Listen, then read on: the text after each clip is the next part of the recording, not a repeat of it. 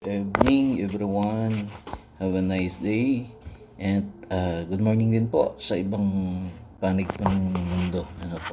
So dito po tayo ngayon sa Pilipinas. Dito po ako sa Batangas. At gusto ko po i-share sa inyo itong company po ng AVD Tech International. So ito po ay isang Filipino owned company. At syempre po, ito po yung merong produkto at meron din po syempre yung SEC registration. This company, nag-start po sila as a direct selling company noong 2023. At kaganahan po nito, after 7 months, ginawa po nila itong multi-level marketing. So the company has its own mission, vision, and core values. At yun po yung device natin, papakita ko natin mamaya. At syempre, mahalaga po yung legalities. At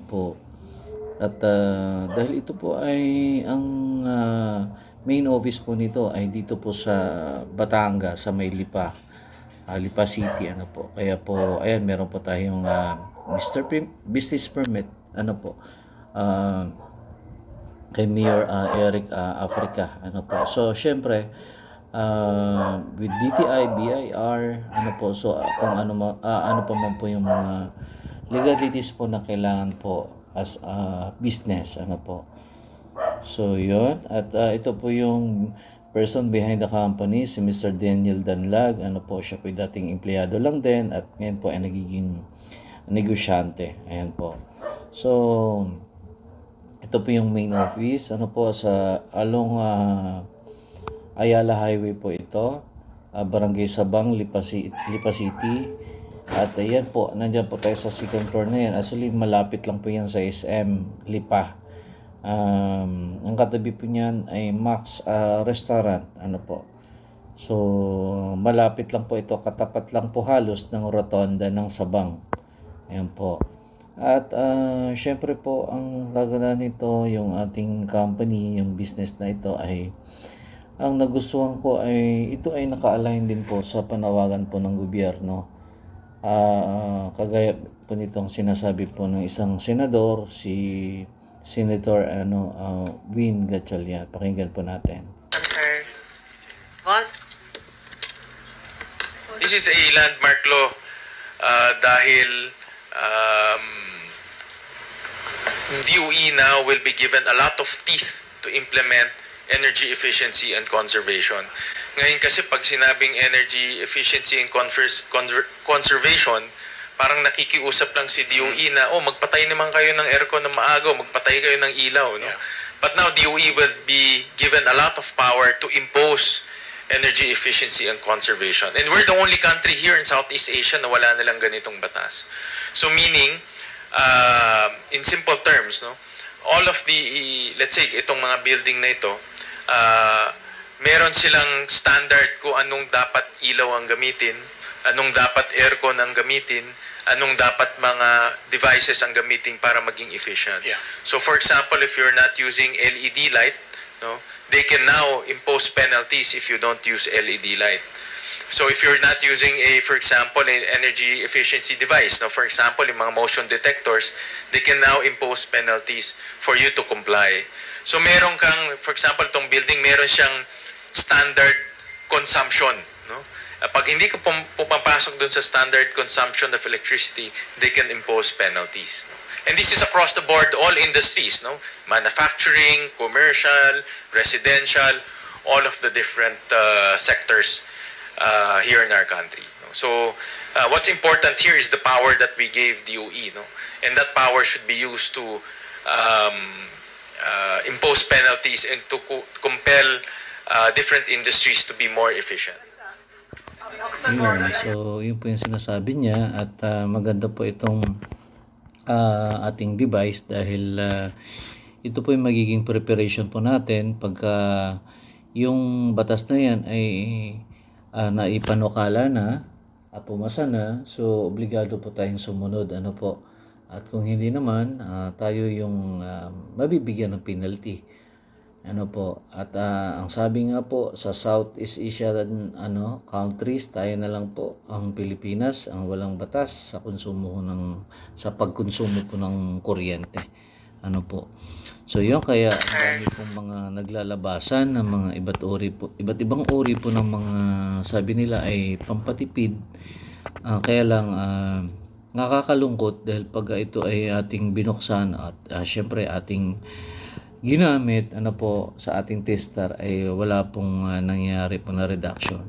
So meron din naman pong nabibili po sa labas, no? Pag pumasok tayo sa SM, meron din naman pong nabibili, kaya lang ang baba po ng reduction, So around mga 5% lang ang kaya, na reduction.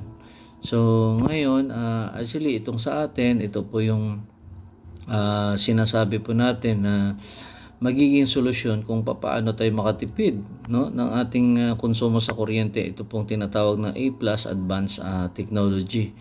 Ayan, at syempre po ang sabi nga po dito, we can save up to 20 to 45% ng ating bills consumption, So hindi lang po yun, ang nagagawa po nito ay isang appliances protector na rin po siya, no? At siya rin po ay power factor corrector, no? So kaya po nagkakaroon ng wattage reducing, So at syempre po ito po ay merong warranty na 6 months replacement, although yung lifespan niya is 5 years, So proven and tested na po ito. So ayan po ang maganda po dito, at syempre gusto rin po natin ipakita yung demo, isisend na lang po natin yung video, kung talaga bang nangyayari yung 20 to 45% na reduction, or yung pwede nating matipid, Yun. So ito po yung A+ Advanced Technology nga na plug and save. So meron tayong ganun. Actually 3 variant po ito, no, pero mamaya ipapakita ko rin po sa inyo kung bakit papaliwanag ko sa inyo kung bakit 3 variant ang kailangan, no. So ito po ay mayroong power factor correction na ginagawa, no, sa sistema ho ng ating line system ng kuryente. So pag sinabi pong power factor correction, dito po nangyari yung proseso kung saan yung quality ho ng ating kuryente ay napapaganda, at na-eliminate nila yung mga tinatawag na reactive power, no, kasi ito pong in between po ng voltage at saka current, meron pong tinatawag diyan na waste o basura or unnecessary current, no. Yan po yung kino-consider po o tinatawag po na reactive power.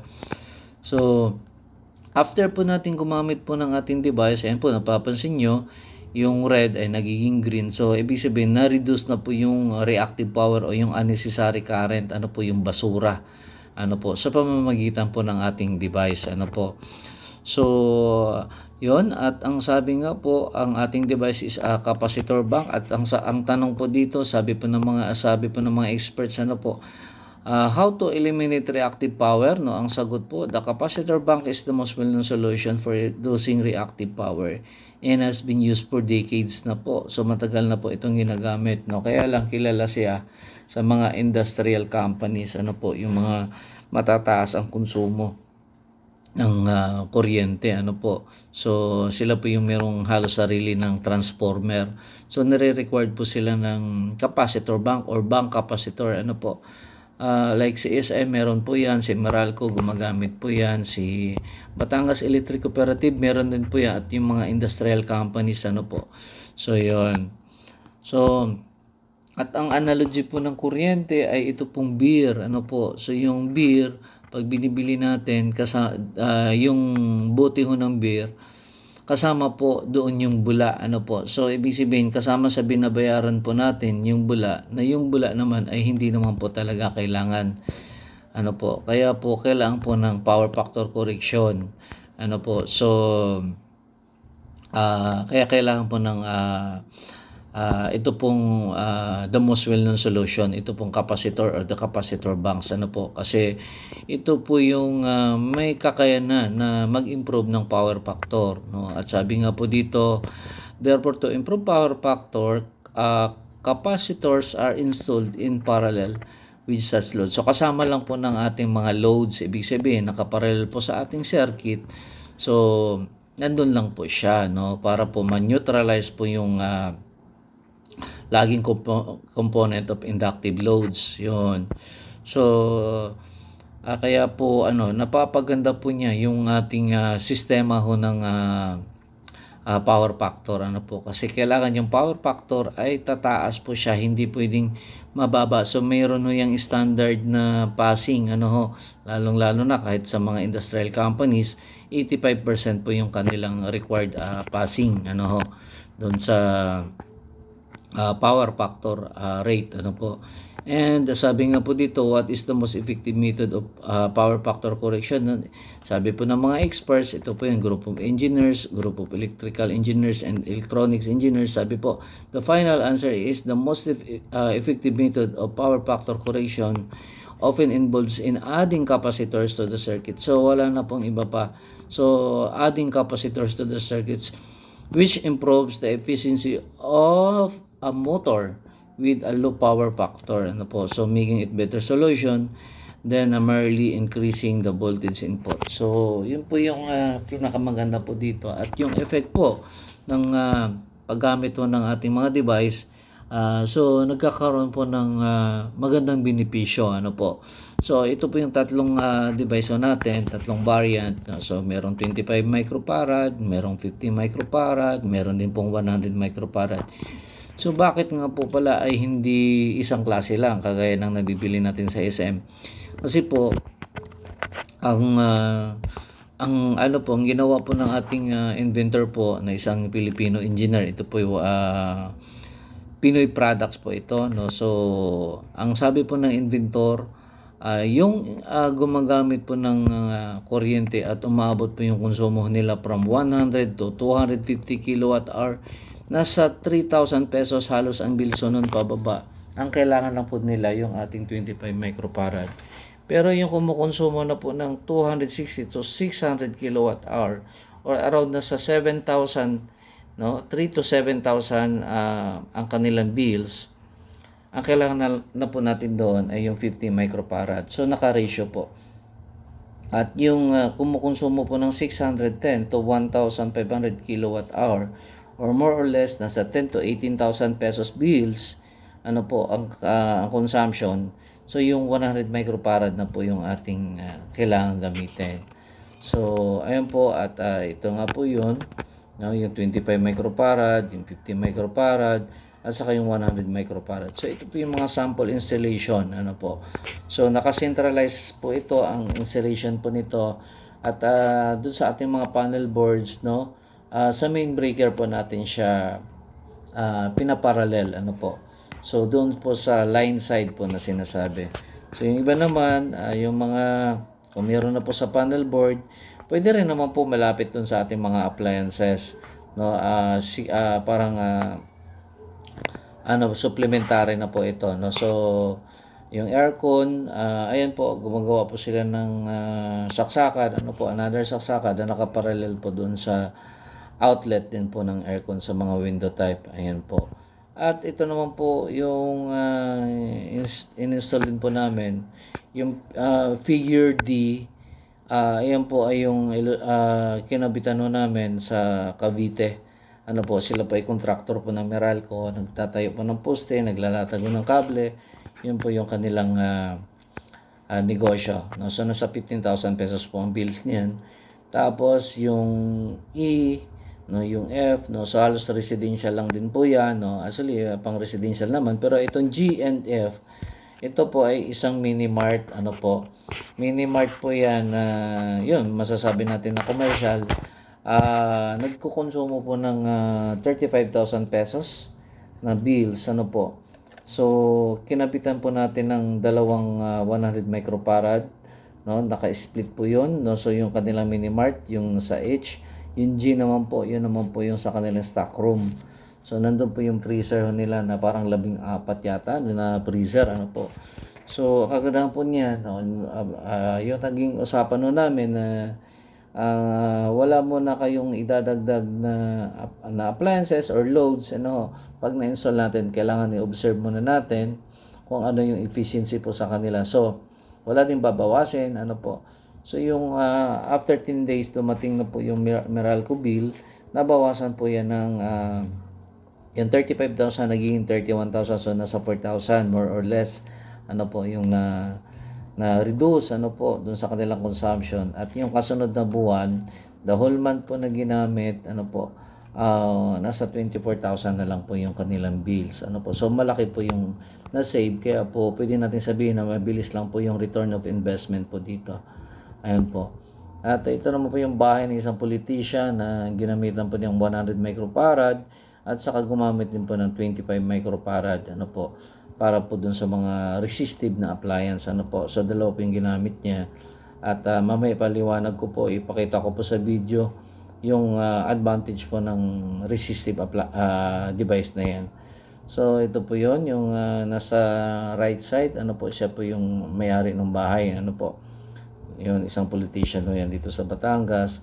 At yung bills po niya na almost 15,000, ito po yung yan, yung buong pangalan niya. So si Dulo Ryan, Manyebo. Yan, tapos ang ganda po nito, yung kanyang almost 15,000, naging 10,300 something na lang, after a month nang gumamit. Tapos yung kasunod na buwan, 10,000 something pa rin po. Pero syempre, depende pa rin po sa panahon, pwedeng tumaas po ang ating konsumo pa din. Kasi nga, lalo na pagka-summer, lalo na mga itong panahon, baka hindi tayo kontento na yung electric fan ay naka number 1 or naka number 2, kailangan ay naka number 3. So mas malakas pa yung consumption. Or kung hindi na po kinaya ng ating electric fan, malamang aircon na rin po yung ating gagamitin. So yun, kaya pwede pa rin tumaas po ang konsumo. So ayan po, at meron din po dito nakapag-save ng 1,500 pesos sa loob ng unang buwan po niyang ginamit. Kaya sabi niya sa 1,500 na natitipid niya in 12 months time or in 1 year, nakapag-ipon siya ng 18,000 pesos. So may saving siya. So ang lifespan po ng device is 5 years. Sabi niya, in 5 years time, meron din po siyang 90,000 pesos na pwedeng ma-save. So hindi na po masama yun, at pwede na pong bumili po ng another, kung kailangan another device. So meron din po dito in 2 weeks time, yun, nakatipid din po, naging effective po ito rin po, so marami na po sila. Ito naman po sa Pampanga, San Fernando, yung Spilapco, from 9,800 na bills, kasunod na buwan, yan po ay 5,200. So meron din po dyan 30,000, naging 9,500. So yan. At marami pa pong iba pa na natulungan na makatipid sa konsumo po nila sa kuryente. So kami din po, yung aming bills dati nakulang 5,000 or more or less nasa 4,000. Ngayon po, ang pinakahuli po naming bills ay nasa 2,300 something na lang. So hindi ko lang po na-upload pa, pero yun po yung after 8 months po namin na ginamit. Gradual po ang epekto nito. So ayan po. At ito naman po sa Tarlac Electric Cooperative, so ito din po yon. So natulungan din po na makabawas po sa kanilang konsumo. At ito naman po sobrang liit pero gumamit pa rin, 390 pesos. Gumamit ng ating maliit na device, yung resistive, yung 25 microfarad, naging 9 pesos na lang po yung bills. So parang good news, dahil nakabawas siya, pero sa sobrang liit nakalimutan pong intindihin yung kaniyang bills, hindi po nabayaran, kaya naputulan din. So mas malaki yung reconnection, yun po yung nangyari sa kanya. So yun, ito po yung benepisyo ng paggamit po ng tinatawag na power factor correction, or power factor corrector.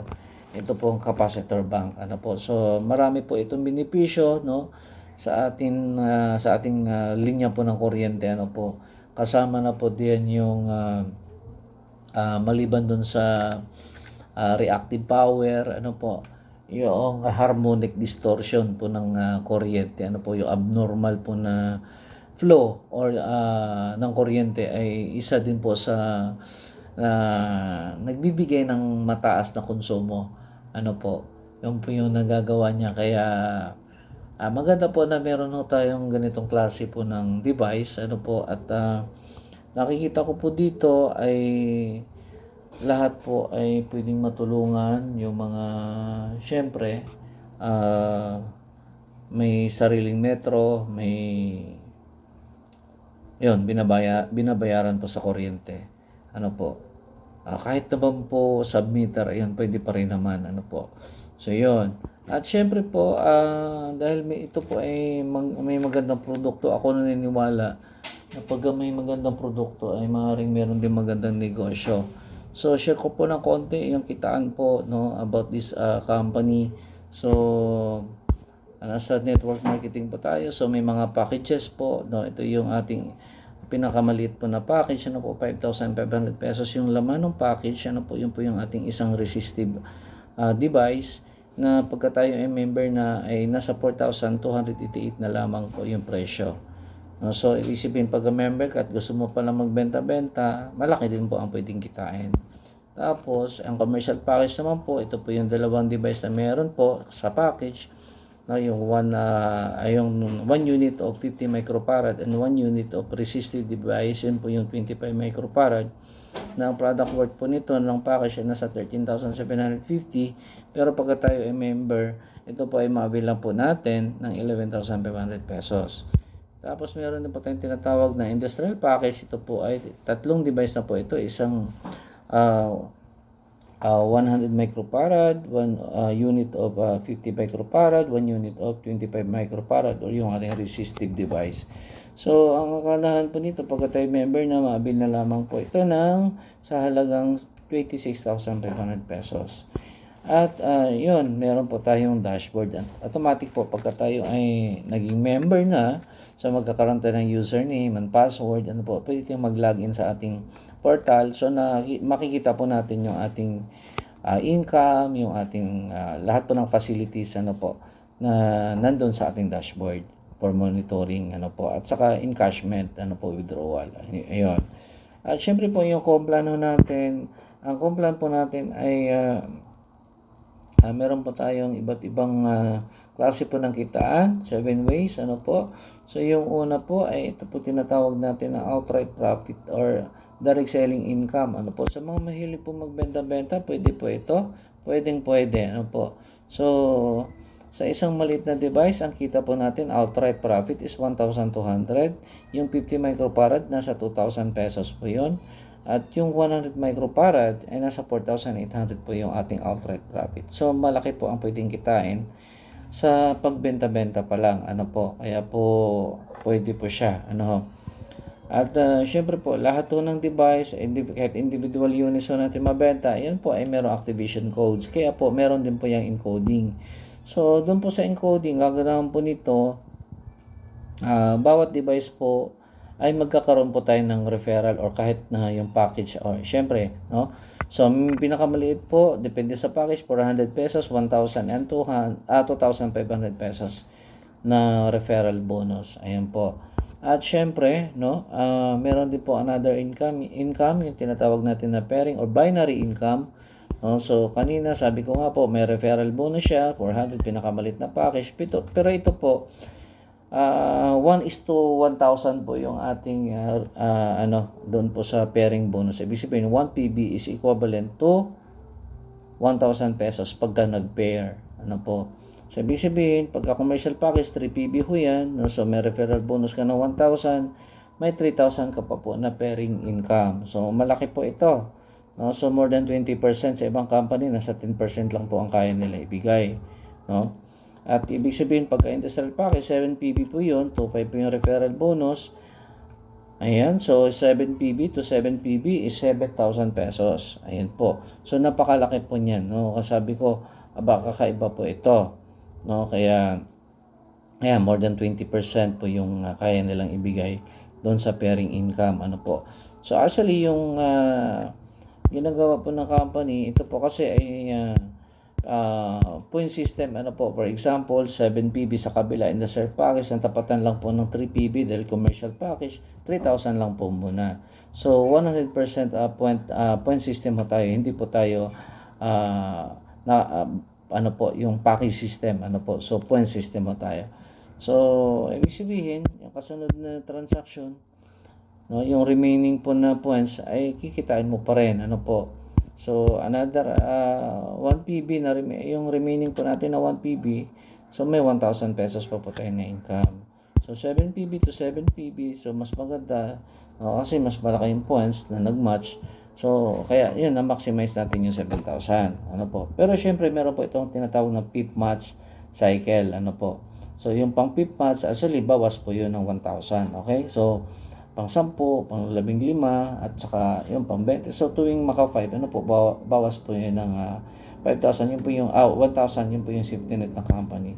So, ito naman po ay meron ding tinatawag na maximum income per day. Ano po. So, kung residential package, 3,000 per day. Pag commercial package, 9,000 per day. At yung industrial package naman is 21 pesos per day. So, ibig sabihin,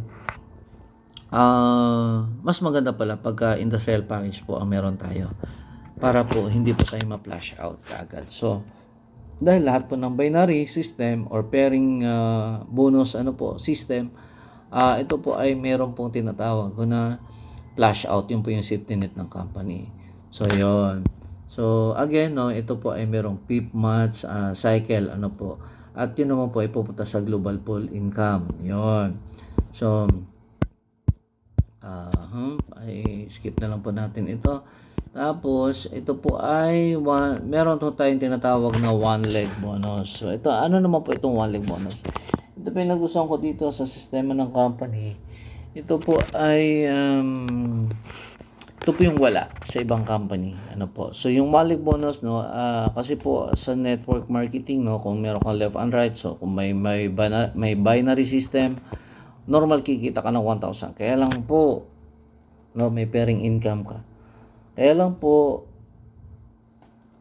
hindi natin alam kung alin sa left and right ang gagalaw. Ano po, paano kung halimbawa, yung pangalawang invite mo lang ang gumalaw. No? So, ayan. So, ang ganun po dito, pag kumita po siya ng pairing bonus ng 1,000, ikaw rin po ay mayroong 500 pesos. So, ang one leg bonus will start at your second direct. Ano po, hindi po dun sa first direct. Okay? So, ibig sabihin, kung kumita ng 3,000, yung second direct mo, and so on, meron ka pong 1,500. Ano po? At kung kumita ng 7,000, yung second direct mo, again, may 3,000 po tayo dyan. Ano? So, ibig sabihin, pagdating dito sa kabilang side mo, sa left side mo, pagka meron ka another invite, ilagay nyo po doon. So, may pairing bonus kayo ulit. At syempre, pagka nag-left at right din po siya, meron din po tayong kikitain na one leg bonus. No? Hindi ibig sabihin na sa strong side lang lagi ang income doon sa one leg bonus. Okay? So, ito rin po ay merong maximum potential income. No?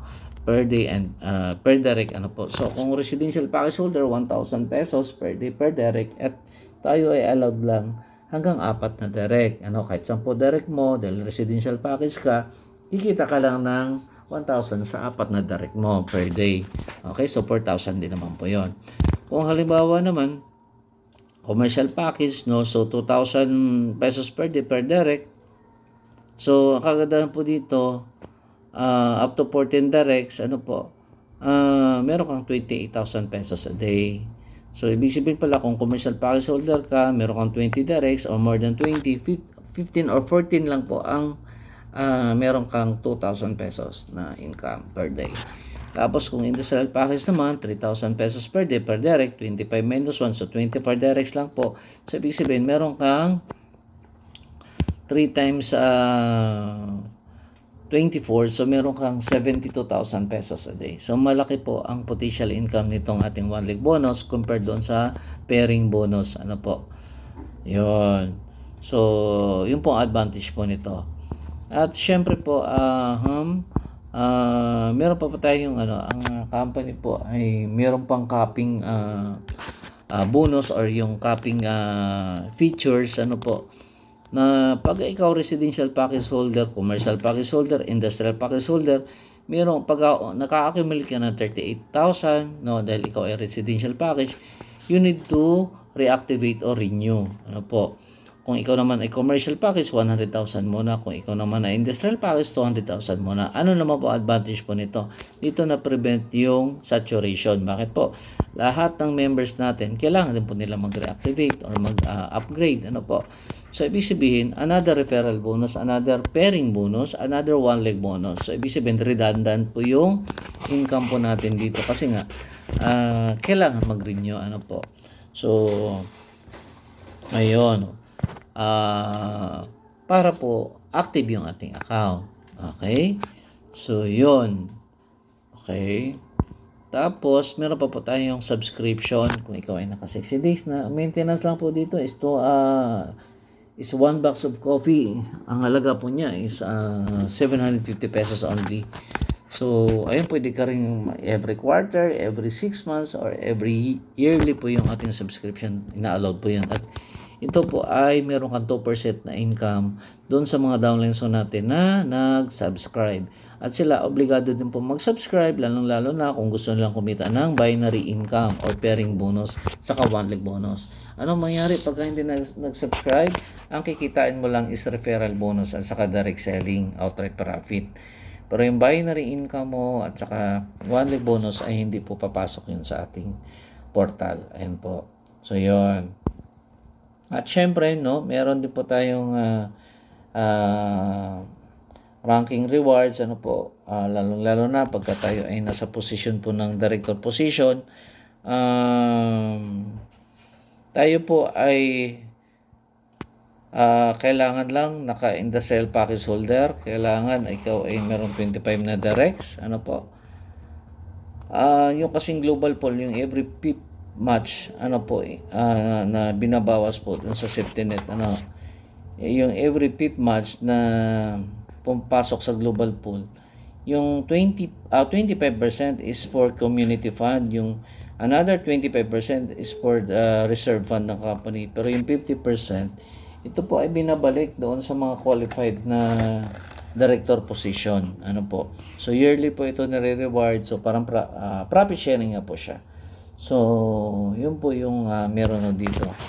At naging qualifier din po tayo dito. At yun, ang the company, meron po siyang company strong safety net. Ano po, hindi lang po talaga safety net. Ano po, kasi pagka hindi po strong yung safety net, ang isang MLM company ay pwedeng pabago-bago ng sistema. At yung iba po ay hindi po tumatagal, ano po, windang po sila, ano po. So, anong unang strong safety net ng company? This is one name policy or single account lang po ito. So, walang kamada, ano po. Kung makakamada man, hanggang sa pamilya lang, ano po, na tigi isang account, okay lang po yun. At pangalawa po na company strong safety net is yung withdrawal po niya. Actually, may minimum, ano po, para po ito doon sa accounting works, ano po. So, hindi na po kailangan ng maraming empleyado ang company, ano po. So, yung overhead, na ano po nila, na ma-maximize po nila. At yun, kung ikaw ay residential package, 1,500, yung minimum encashment mo, 3,500 naman pag commercial package, 7,500 naman pagka industrial package. Daily po ang ating withdrawal, ano po. So, sa EOB Bank po tayo, no? So, ngayon, ang gagawin lang po natin, mag-download lang po tayo ng Hello Money. Ano po, pero meron din pong bagong ngayon, doon sa mga senior citizen, ano po, na nahirapan po mag-process, na hindi po sila techy doon sa pag-upload or process po ng kanilang Hello Money. Kung meron po silang existing account, kung anong bangko man po yun, ay pwede na rin doon i-withdraw. Okay? So, binary, itong pangatlo, no? Binary subscription. So, another safety net po ito ng company. At yung pang-apat po ay yung every pip match, ano po. So, ayun, safety net din po ito, no? Yung pumapasok sa global pool. At saka yung capping redundant income, ano po. So, ito po ay safety net din po ng company. Ano po. So, pero nakalimutan ko palang banggitin, no? dito yung ating, halimbawa kumita ka ng 1,000, yung 80% yun po ay cash, pero yung 20% yun po ay gift certificate or yung voucher po. So meron pa tayong ibang product lines na yun po yung makukuha po natin. So ibibili natin ng ating ibang products po. So okay rin po siya kasi masarap din naman po yung coffee, tapos may mga rub po tayo, no? Meron tayong pang colon cleansing, meron din po tayong vitamin C, at meron din po tayong parang na po siya, ang stem cell, yung biocell po. So stem cell category po siya. So maganda po sa overall health po natin. So yun po ang meron po dito sa ating company ito, no. So maraming salamat po. I'm Rom Cafino. So God bless po.